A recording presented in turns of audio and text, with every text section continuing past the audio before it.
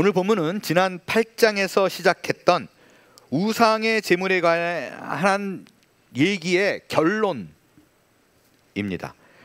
우상에게 바쳐진 제물을 신자가 먹는 것이 가하냐 그렇지 않냐 라는 부분이 계속 이어지고 있는 것이죠. 그렇기 때문에 오늘 본문도 같은 선상에서 내용들을 살펴야 합니다. 우상의 제물로 인하여 발생하게 된 문제는 크게 세 가지였었어요. 첫 번째는요, 우상의 신전에 가서 거기서 제사를 하고 그 제사가 끝난 후에 그 자리에서 제물을 먹는 것이었었어요. 여러분, 당시 고린도에는 예수를 믿는 사람이 많았을까요? 아니면 우상, 이방신을 섬기는 사람들이 많았을까요? 뭐 당연히 우상을 섬기는 문화가 그들의 컬처였었어요. 그게 당연한 문화였었습니다. 그래서 그 신전에 가가지고 제사하고 제물을 먹는 것이 그렇게 고민되는 문제가 아니었었어요. 오늘날로 말하면 조상의 제사를 지내는 자리에 가가지고 그 위패, 요즘 또 사진도 걸어놓는데 그 앞에 절을 했어요. 끝나고 밥 먹어야죠. 제사상의 음식을 먹는 거, 이런 경우예요. 두 번째는요, 제사가 끝나면 고기가 남아요. 주로 내장을 태우거든요.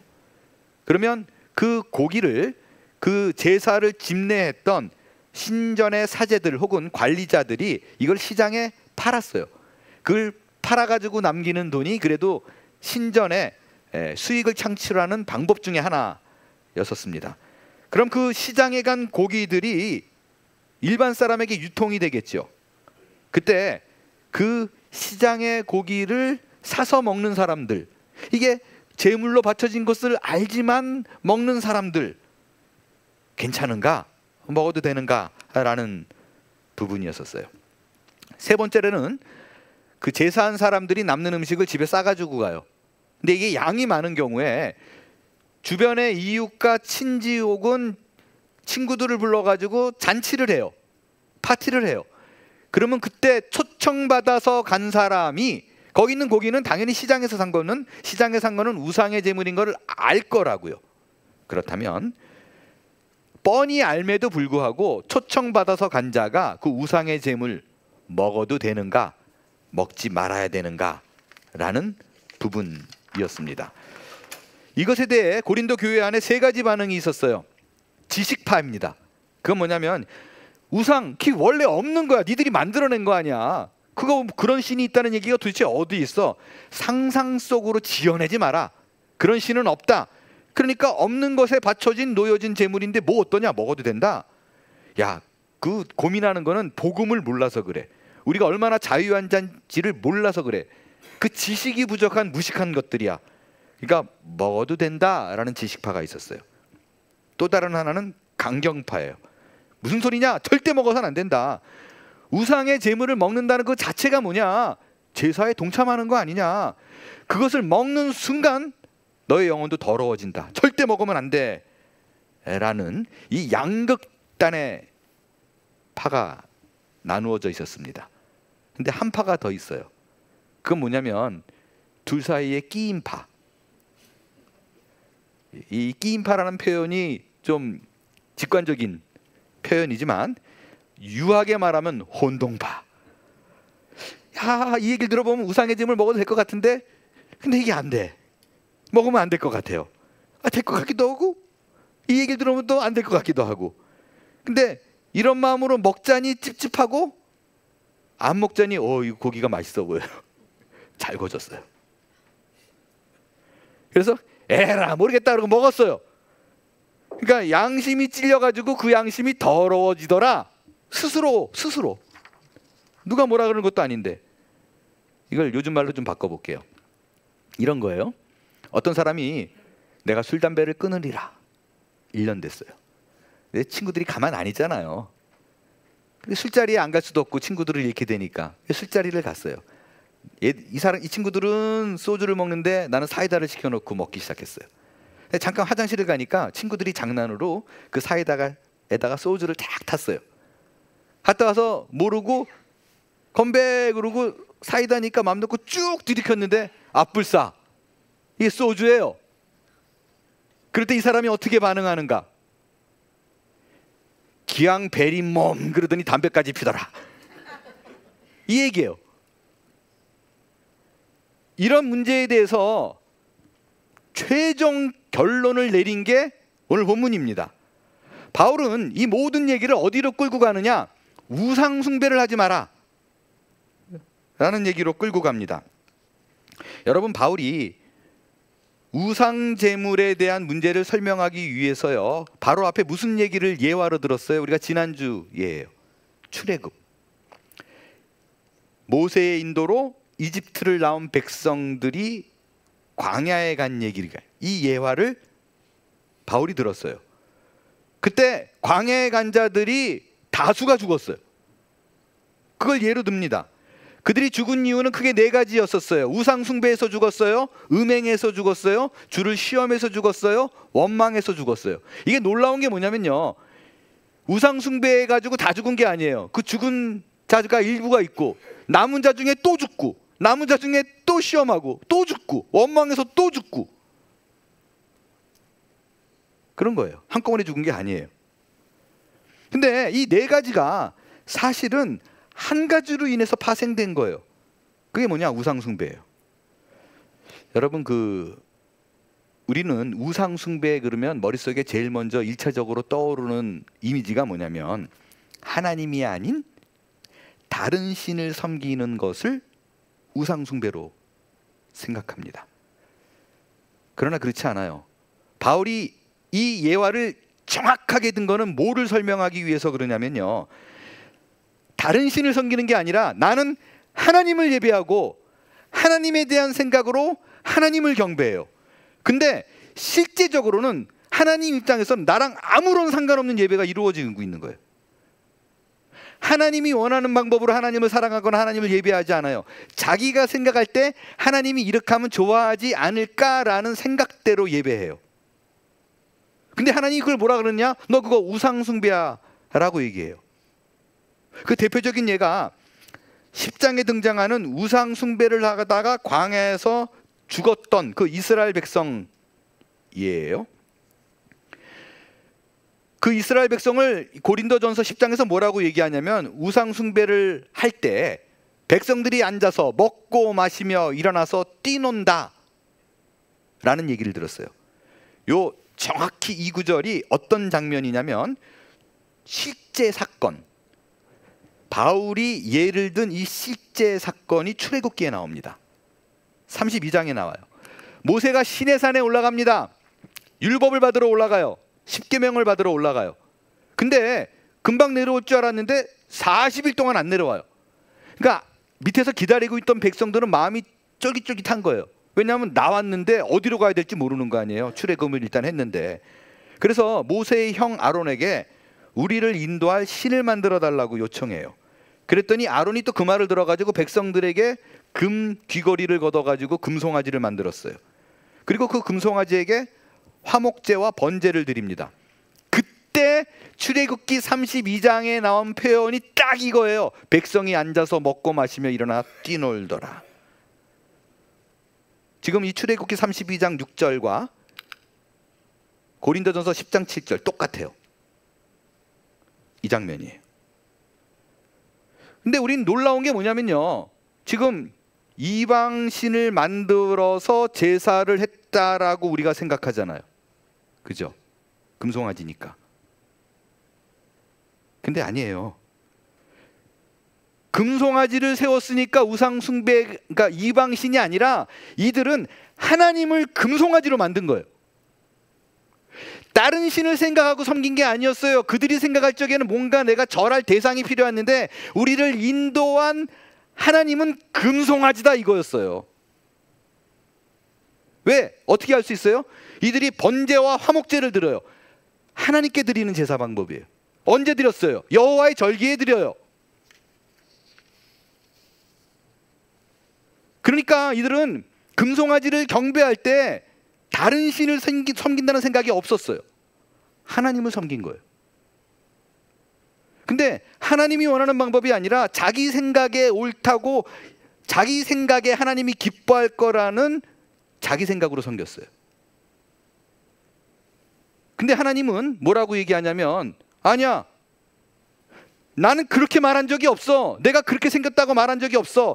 그렇게 섬기란 적이 없어. 그러면서 뭐라 그래요? 우상숭배야. 내가 생각하고 섬기는 예배예요. 여러분, 이 얘기가 우리에게 얼마나 큰 경종을 울리는 얘기인지 몰라요. 현대의 많은 크리스찬들이 말씀대로 하나님을 섬기지 않습니다. 그들은 하나님이 어떤 말을 해서 내가 어떤 방법으로 하나님을 섬길까에 대한 고민이 없어요. 왜? 머릿속에 이미 딱 자리 잡고 있는 사상이 있어요. 신은 이렇게 예배하면, 이렇게 경배하면 좋아해. 어디서 비롯됐어요? 조상 때부터 내려온 샤머니즘에 근거합니다. 신앙생활도 마찬가지예요. 하나님의 말씀을 따르지 않아요.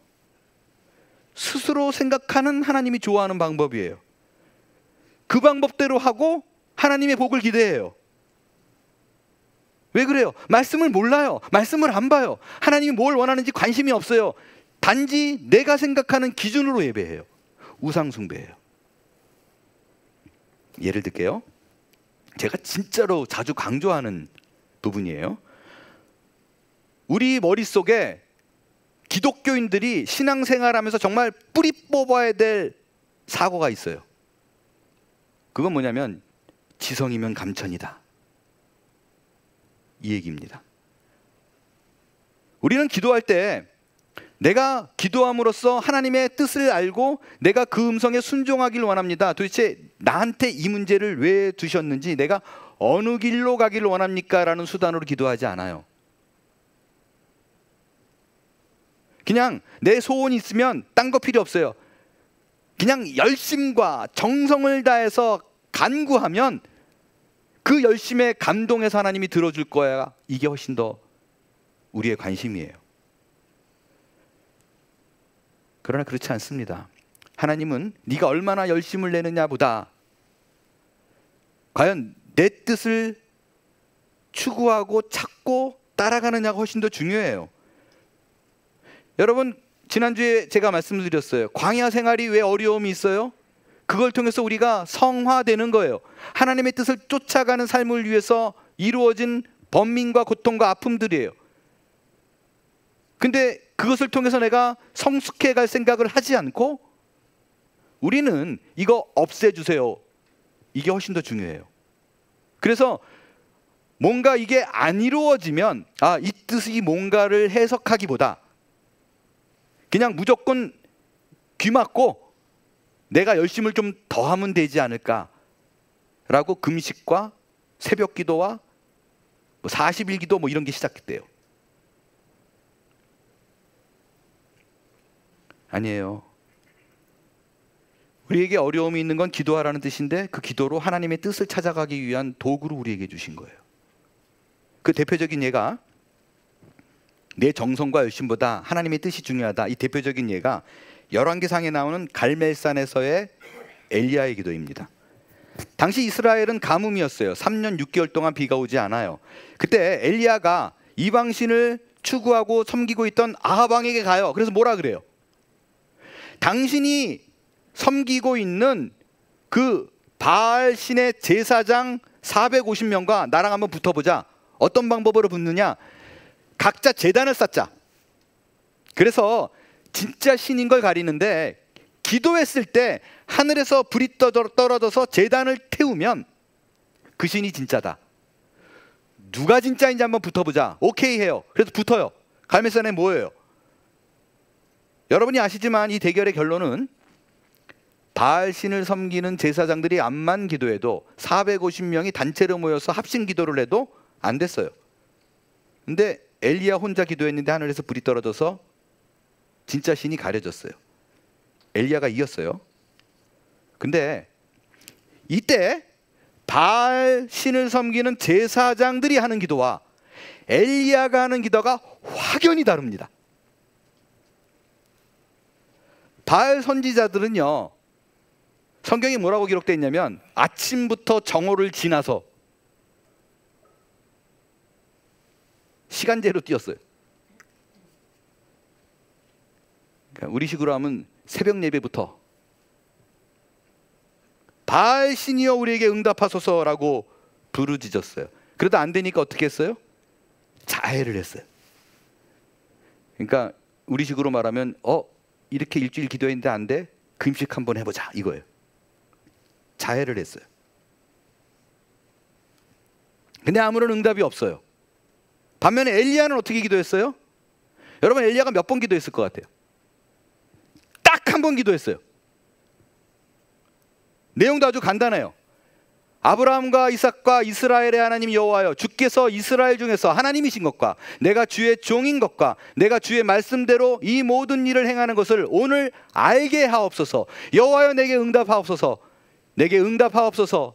이 백성에게 주 여호와는 하나님이신 것과 주는 그들의 마음을 되돌이키심을 알게 하옵소서. 짠! 불 떨어졌어요. 제가 지금 몇 시간 기도했어요? 몇 초 기도했어요. 엘리야의 기도는 몇 분도 아니라 몇 초예요.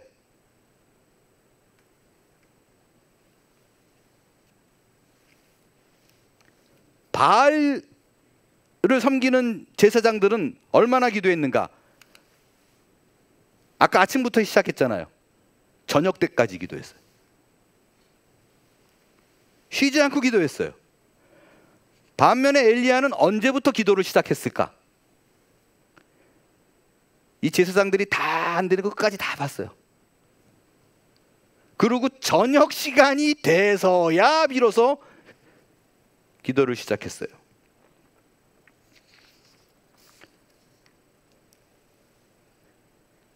저긴 새벽부터 기도하니까 불안해서 이거 어떡하지, 나도 할까, 이런 게 없었다고요. 해봐. 그 짧은 기도에, 그 엘리야의 짧은 기도에 하나님이 응답해서 하늘에서 불이 내렸대요. 여러분, 이 얘기를 꼭 이렇게 듣는 분이 있어요. 하나님이 짧은 기도 좋아하는구나. 그게 아니에요. 여러분, 내용을 그쪽으로 끌고 가면 안 돼요. 요즘 쇼츠가 유행이니까 제 동영상 그 2, 3분짜리 쇼츠가 횟수가 막 늘어나면서 제 40분 설교의 횟수가 줄어요. 이게 좋아해야 될지 울어야 될지는 모르겠어요. 여러분, 이 얘기는 하나님이 짧은 기도 좋아한다는 얘기 아니에요. 전혀 아닙니다. 엘리야가요, 이렇게 자신 있게 이들이 막 밤새도록, 아니죠, 하루 종일 기도하는데 거기에 동요하지 않았던 이유는 단 하나예요. 여러분, 그 대결의 장소에 가기 전에 이미 하나님으로부터 너 기도하면 내가 비를 줄게 라고 하나님이 먼저 말씀했어요. 그 자리에 가서 기도가 이루어진 게 아니라 가기 전에 이미 게임 끝났었어요. 말씀을 먼저 받았어요. 그러니까 이 엘리야의 기도하면서 항상 엘리야의 능력 있는 기도 이렇게 접근하면 안 돼요. 엘리야의 기도가 능력 있는 게 아니에요. 그 기도는요, 단지 그 자리에 가기 전에 이미 하나님하고 엘리야하고 끝났어요. 뭐가 끝났어요? 너 기도하면 내가 불 내릴게. 그러니까 내가 하나님도 이렇게 지켜보다가 좀 해봐. 내가 하면 그때 줄게. 사인이었어, 사인. 여러분이 갈멜산 기도는 엘리야의 기도의 능력을 소개하는 자리가 아닙니다. 이걸 자꾸 기도의 능력이라고 소개하니까 엘리야가 어떻게 기도했는가? 엘리야가 무슨 내용으로 기도했는가? 자꾸 능력을 받기 위해서 기도의 시간, 기도의 양을 채워가지고 능력을 받으려고 해요. 어리석은 종교적 행동입니다. 하나님하고 아무 상관없어요. 이렇게 본문이 나와 있어도 양을 자꾸 늘려야 하나님 응답한다고 생각해요.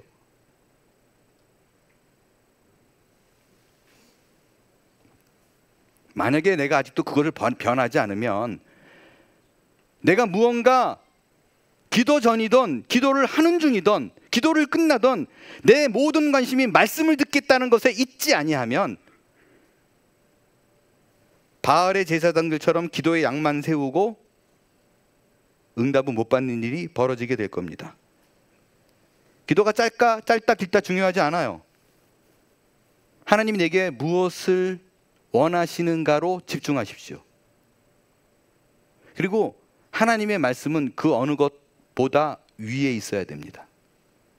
내가 평소에 성경을 보지 않는데 어떻게 하나님을 예배한다고 말할 수 있어요? 여러분이 지금 드리는 예배가 하나님이 기뻐한다고 어떻게 판단하실 거예요? 뭘 기준으로? 어떤 기준으로 내가 하나님을 예배하는 백성이라고 말하시겠습니까?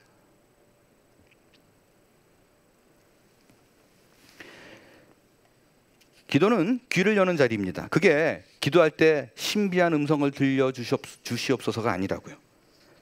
내게 응답하소서, 내 길을 알려주소서, 그리고 말씀을 펴고 묵상하는 시간이 길게 되는 것이 훨씬 중요해요.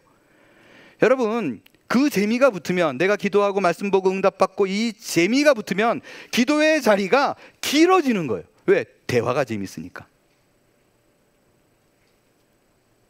이런 것 없이 내가 딱 작정해, 오늘은 1시간이다. 시계 자꾸 보면서 엉덩이를 붙이고 앉아있으면 하나님 응답할 거다. 내가 양을 채웠으니 이제는 하나님이 응답하실 거야. 이게 바로 이스라엘 백성들이 하나님 생각하고는 아무 생각 없이 금송아지 만들어 놓고 복을 주옵소서랑 똑같다는 얘기입니다. 안타까운 거는요, 그들이 열심히 송아지를 섬겼지만 열심을 냈어요. 근데 그에 대한 답이 하나님의 진노였어요. 왜냐하면 그들은 최선을 다해서 금 모으기 해서 송아지를 만들었는데 앞불싸 하나님은 형상 만드는 걸 안 좋아하세요.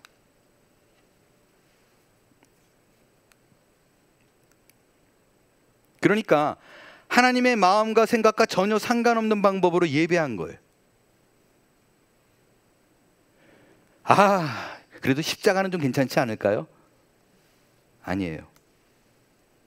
그 어떤 형상을 만들지 말라 그랬어요.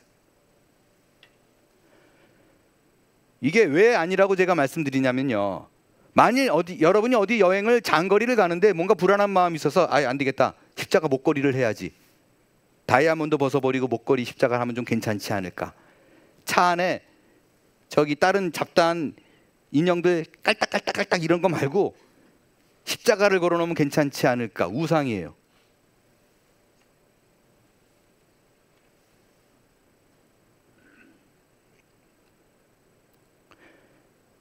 여러분이 그런 것들을 품어야 안심이 되고 걸어놔야 안심이 된다면 이미 내 안에 십자가가 우상이 되어가고 있다라는 것을 심각하게 고민하십시오.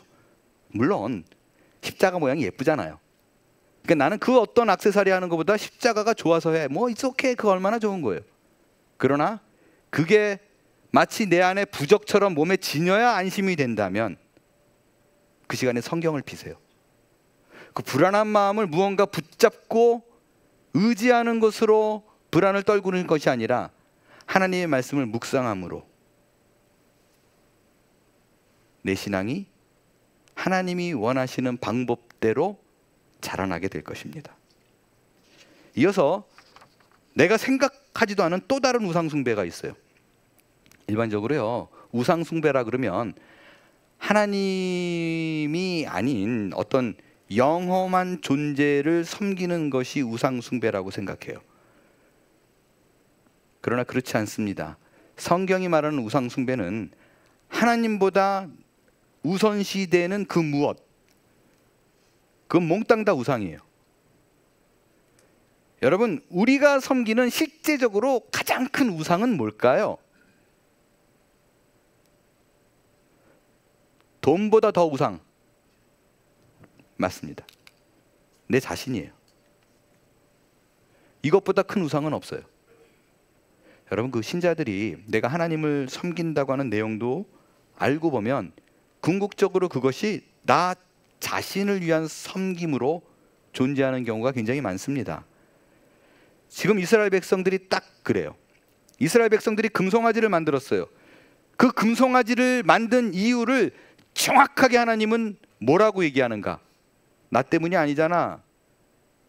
니들을 위해서 만들어 놓고 뭘, 이거예요. 자기를 위해서 송아지를 만들고. 이게 우상 본질입니다.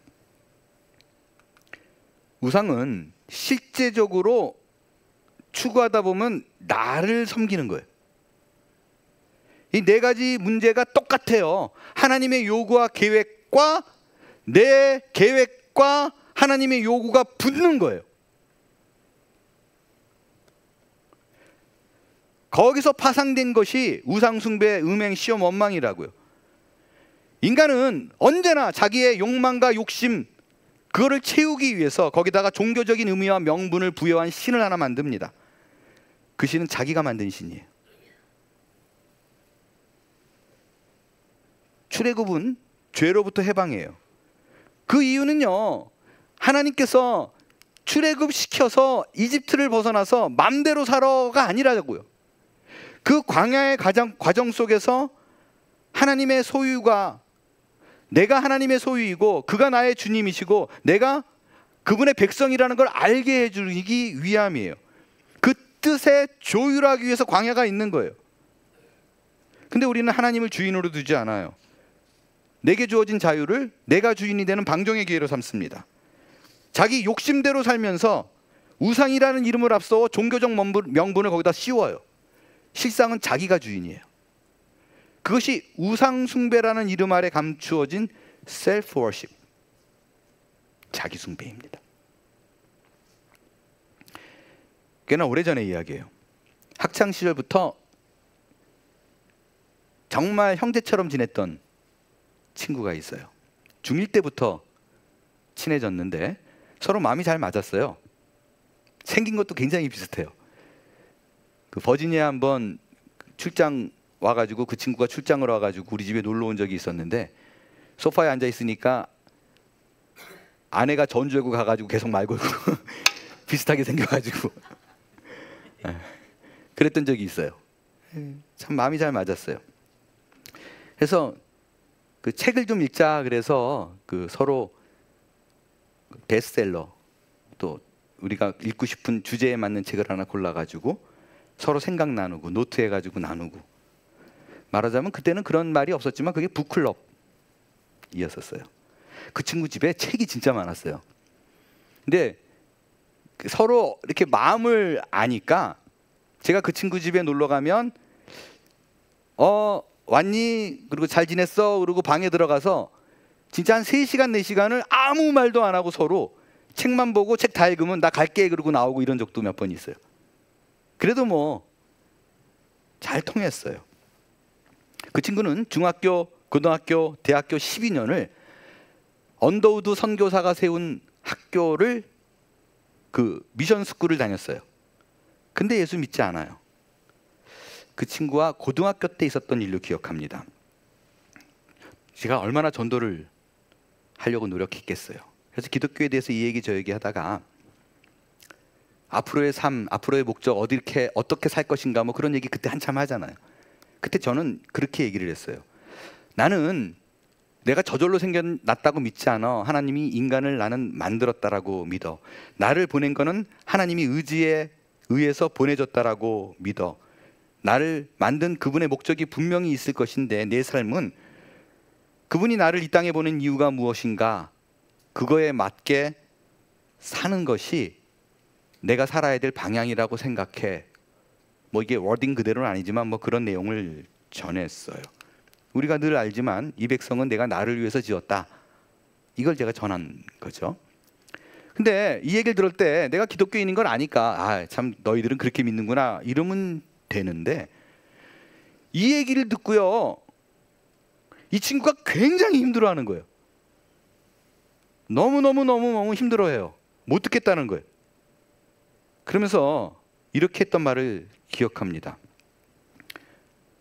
수영아, 나는 하나님이라는 존재가 인간을 창조했다라는 것도 믿지 않지만 지금 네가 한 말이 진짜 사실이라면, 인간이 창조된 게 그분을 위해서 만들어졌다라는 것이 사실이라면 나는 진짜 더 믿기 싫다.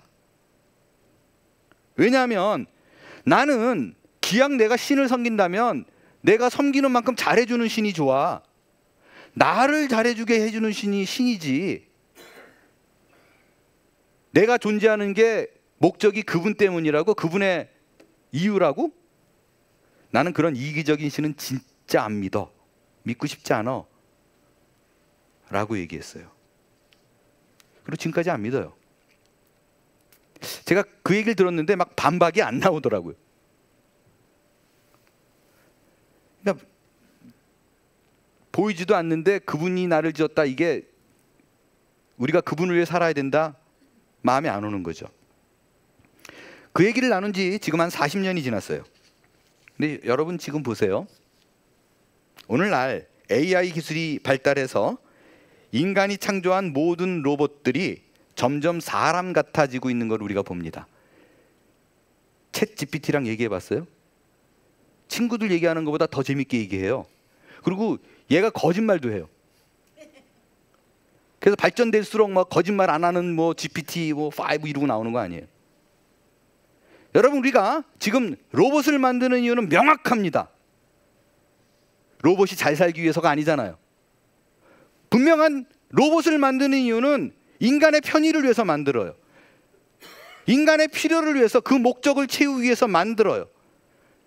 오히려 우리가 지금 인간이 로봇을 만들면서 나는 로봇의 세상을 꿈꾸며 그들이 평안하는, 이게 더 웃기는 거죠.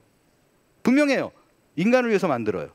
근데 지금 한번 현대 기술이 쭉 발전해 가지고 가면요, 그리 시간이 오래지 않아서 AI 로봇이 인간과 비슷해질 거다라는 것은 자명한 사실입니다. 지금 그런데 100년, 200년 지나면 어떨까요? 더 비슷해지겠죠.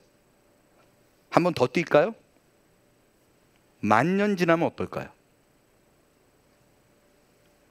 그러면 거의 인간과 구분되지 않는 로봇이 만들어질 수 있다라고 뭐 어렵지 않게 생각이 될 겁니다. 거기에 의구심 가진 사람 별로 없을 거예요. 하나 더 들어가 볼까요? 핵폭발로 숨을 쉬는 인간들은 죽었는데 로봇만 남았어요. 거의 인간같이 사고를 해요. 저는 하나님의 인간 창조와 이가 좀 비슷한 부분이 있다라고 봐요. 성경은 하나님이 인간을 만든 목적을 너무나 분명하고 명확하게 얘기합니다. 하나님이 인간을 만든 목적은 하나님의 영광을 위해서, 그분을 위해서 창조했다. 내가 나를 위해서 지었다라고 얘기해요. 그게 본래 목적이에요. 여러분, 만약에 인간이란 존재가 이 땅에 없어졌을 적에 인간이 만든 로봇만 남았는데 인간의 존재는 안 보이고 누군가가 인간이란 존재가 있었는데 그들이 우리를 만들었대. 그게 그들을 위해 이함이래. 그럼 똑같은 일이 벌어질걸요. 말도 안 되는 소리 하지 말라고. 보이지도 않는 거를. 그런 인간이 있다는 건 난 절대 믿지도 않아. 그 로봇들이 그러고 있을 거예요.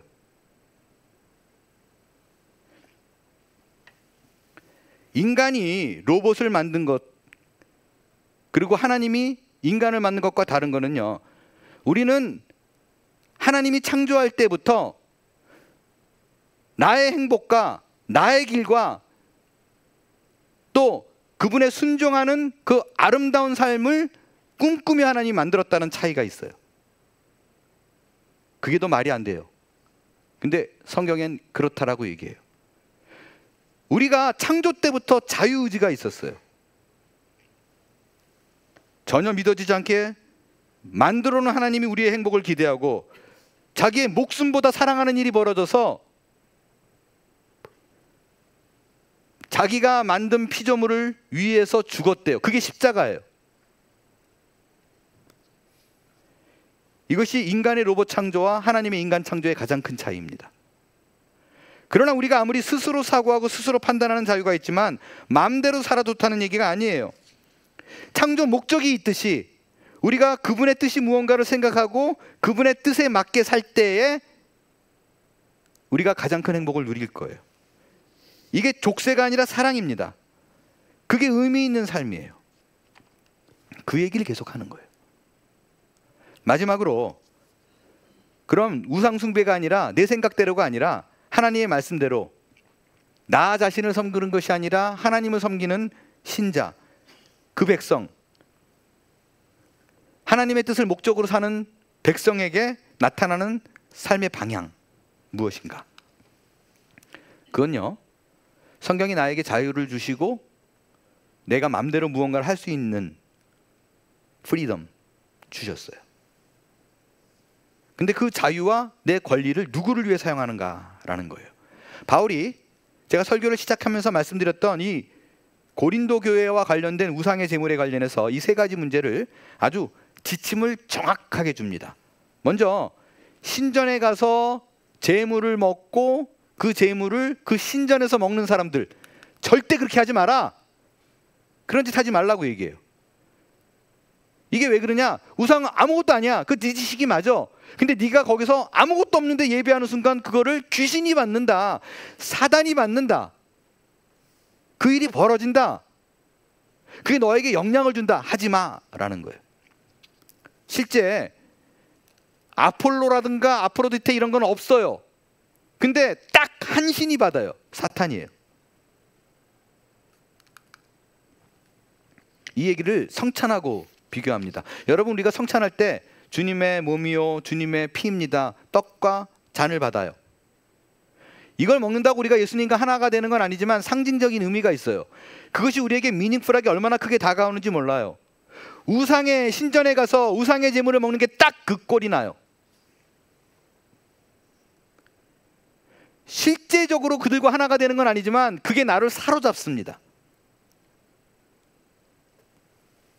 두 번째로, 시장에 고기를 먹는 것과 시장에 파는 물건을 먹는 거, 초대받아서 거기서 고기 먹는 거, 이거는요 먹어도 될 때가 있고 먹지 말아야 될 때가 있대요.